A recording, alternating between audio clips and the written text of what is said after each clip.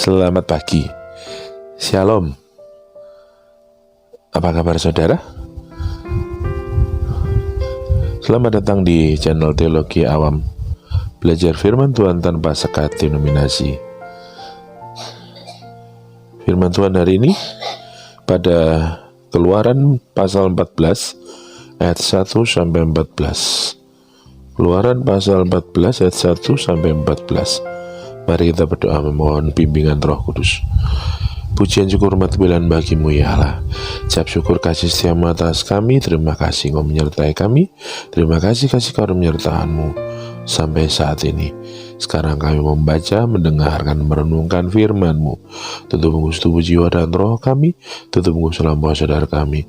Tutup mengus dalam darah Yesus Kristus. Kami mengucap syukur ya Tuhan. Dan datanglah Roh Kudus untuk mengajar kami rema yang benar di dalam hati dan pikiran kami. Terima kasih Tuhan Yesus. Ampuni segala dosa kesalahan kami. Di dalam nama Tuhan Yesus Kristus, Juru Selamat kami yang hidup. Haleluya. Amin. Keluaran pasal 14 ayat 1 sampai 14. Di bawah judul perikop, Firaun bertindak untuk penghabisan kali. Demikianlah firman Tuhan. Berfirmanlah Tuhan kepada Musa demikian. Katakanlah kepada orang Israel, supaya mereka balik kembali dan berkemah di depan Pi Hahirot, antara Migdol dan laut. Tepat di depan Baal Zephon berkemahlah kamu, di tepi laut. Maka Firaun akan berkata tentang orang Israel, mereka telah sesat di negeri ini. Padang gurun telah mengurung mereka. Aku akan mengeraskan hati Firaun, sehingga ia mengejar mereka. Dan terhadap Firaun dan seluruh pasukannya, aku akan menyatakan kemuliaanku, sehingga orang Mesir mengetahui bahwa akulah Tuhan. Lalu mereka berbuat demikian. Ketika diberitahukan kepada Raja Mesir bahwa bangsa itu telah lari, maka berubahlah hati Firaun dan pegawai-pegawainya terhadap bangsa itu, dan berkatalah mereka, apakah yang telah kita berbuat ini, bahwa kita membiarkan orang Israel pergi dari perbudakan kita? Kemudian ia memasang keretanya dan membawa rakyatnya serta. Ia membawa 600 kereta yang terpilih, ya segala kereta Mesir, masing-masing lengkap dengan perwiranya. Demikianlah Tuhan mengeraskan hati Firaun, Raja Mesir itu, sehingga ia mengejar orang Israel. Tetapi orang Israel berjalan terus dipimpin oleh tangan yang dinaikkan. Adapun orang Mesir, segala kuda dan kereta Firaun, orang-orang berkuda dan pasukannya mengejar mereka dan mencapai mereka pada waktu mereka berkemah di tepi laut dekat Pi Hahirot di depan Baal Zephon. Ketika Firaun telah dekat, orang Israel menoleh. Maka tampaklah orang Mesir bergerak menyusul mereka. Lalu sangat ketakutanlah orang Israel, dan mereka berseru-seru pada Tuhan. Dan mereka berkata kepada Musa, apakah karena tidak ada kuburan di Mesir, maka engkau membawa kami untuk mati di padang gurun ini? Apakah yang kau berbuat ini terhadap kami dengan membawa kami keluar dari Mesir? Bukankah ini telah kami katakan kepadamu di Mesir? Janganlah mengganggu kami, dan biarlah kami bekerja pada orang Mesir. Sebab lebih baik bagi kami untuk bekerja pada orang Mesir daripada mati di padang gurun ini. Tetapi berkatalah Musa kepada bangsa itu, janganlah takut, berdirilah tetap, dan lihatlah keselamatan dari Tuhan yang akan diberikannya pada hari ini kepadamu. Sebab orang Mesir yang kamu lihat hari ini tidak akan kamu lihat lagi untuk selama-lamanya. Tuhan akan berperang untuk kamu, dan kamu akan diam saja. Amin.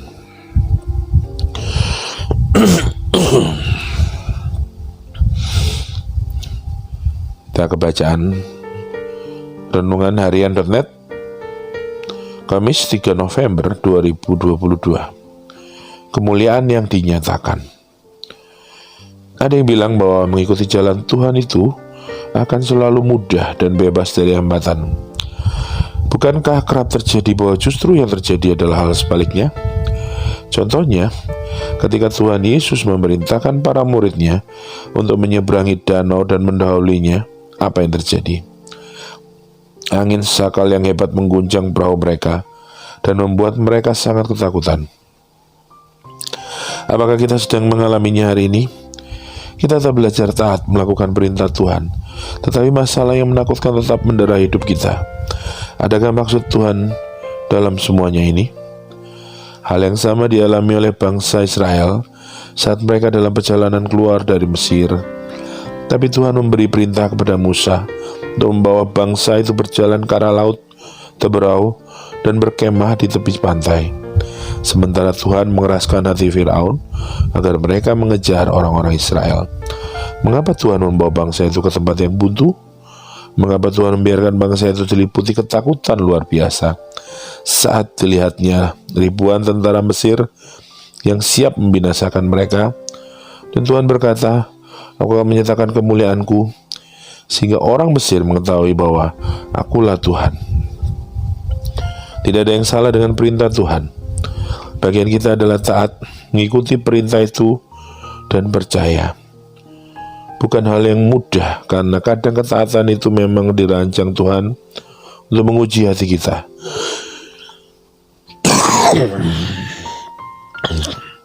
Dibawanya kita pada jalan buntu dan diliputi ketakutan. Tetapi ada janji Tuhan yang pasti. Di jalan buntu itu kita akan melihat kemuliaan Tuhan dinyatakan. Setiap ada masalah yang terjadi di saat kita mengikuti tuntunan Tuhan adalah bagian dari rencananya untuk menyatakan kemuliaannya. Amin. Ini adalah detik-detik sebelum terjadinya mujizat yang luar biasa, bahkan mungkin paling luar biasa di muka bumi, yaitu laut terbelah sehingga bangsa Israel bisa berjalan melaluinya dan selamat dari kejaran Mesir. Apa yang kita pelajari dari sini? Banyak sekali, saudara. Sejarah mencatat bahwa keluarnya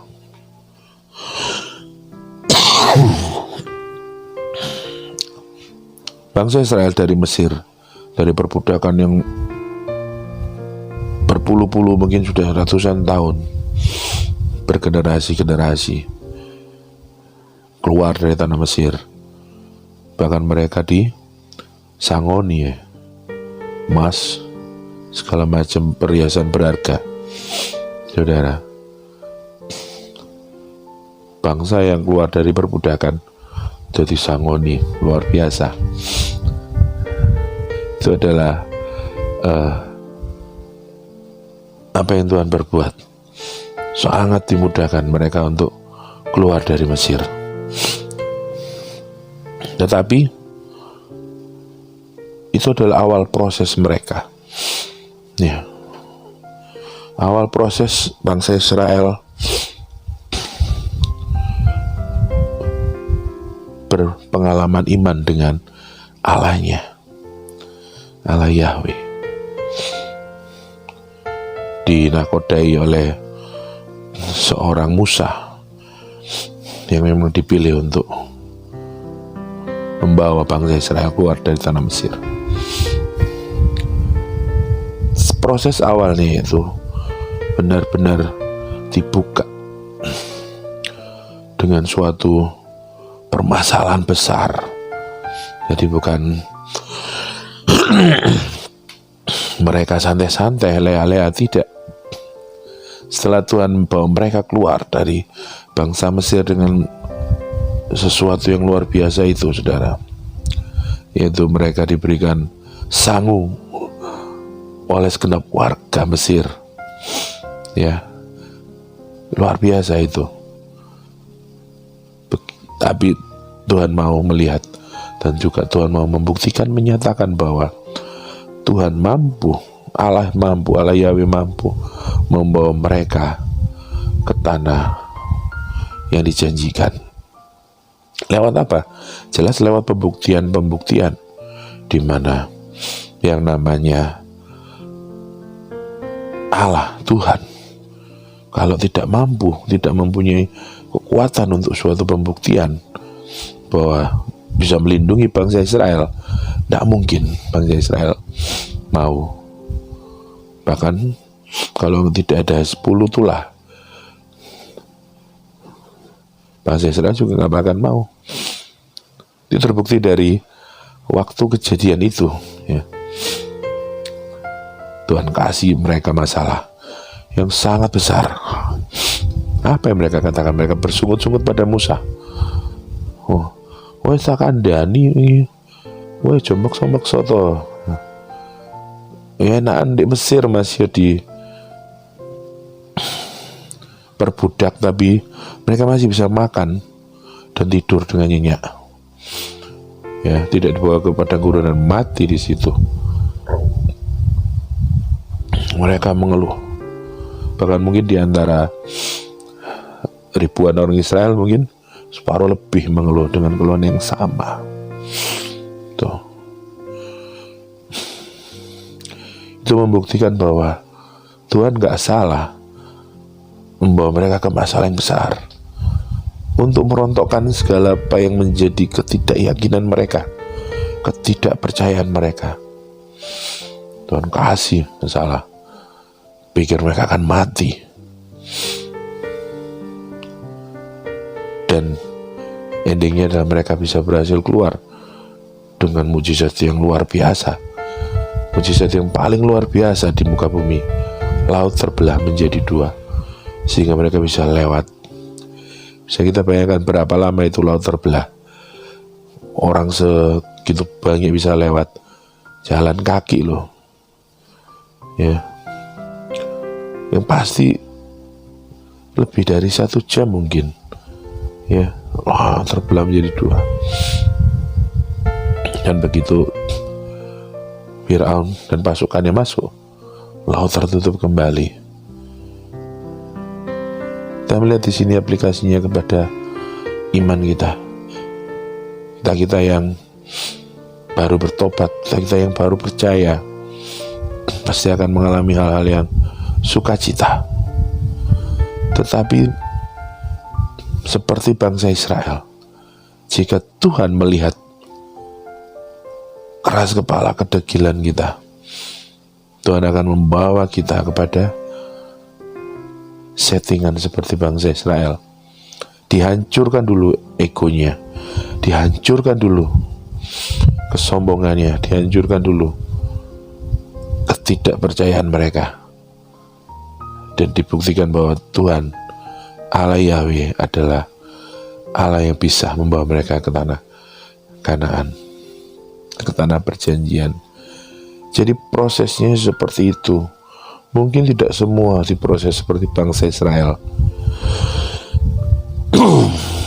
Mungkin bagi sebagian kita yang tidak tegar tengkuk, karena sebagian besar manusia pasti akan keras kepala, ya saudara. Bagi kita,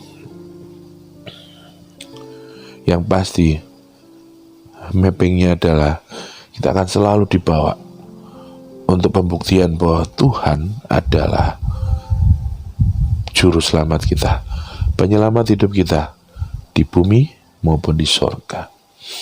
Bukan hanya nanti di sorga, tapi di bumi juga. Akan ada selalu, bukan Tuhan membuat masalah buat kita, tidak. Tetapi masalah itu diperkenankan Tuhan ada untuk membuktikan kepada kita dan dunia bahwa Tuhan adalah Tuhan yang bisa kita andalkan. Seringkali memang kita kalau ada masalah, kita akan melakukan dengan versi kita untuk menyelesaikan masalah. Seperti ujian, ada nilainya. Kalau nggak lulus kita remedial, kita diulangi lagi dengan masalah yang sama, atau kita diulangi dengan masalah dengan tema yang sama. Makanya seringkali ini masalah kok nggak selesai-selesai. Ya, karena kita belum lulus. Buat manusia, apa yang pertama kali mereka lakukan jika menghadapi masalah adalah menggunakan akal pikiran. Kita searching semua yang bisa segala sesuatu yang bisa menyelamatkan kita dari, atau mengeluarkan kita dari masalah.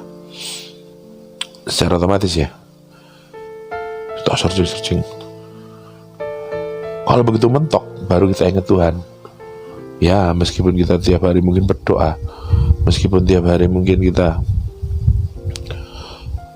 percaya pada Tuhan, tetapi pembuktiannya adalah bahwa Tuhan ingin kita percaya penuh padanya.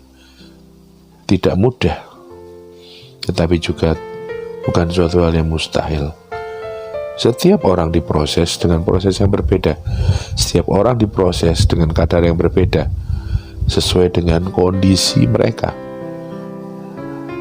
Makin lama kita mengandalkan akal pikiran kita, hitung-hitungan kita, matematika kita, makin lama juga hal itu akan terjadi seperti tidak selesai-selesai. Ya, karena itu saudara, janji Tuhan ya dan amin. Tetapi untuk mencapai janji itu, kita dipulihkan, kita diberkati,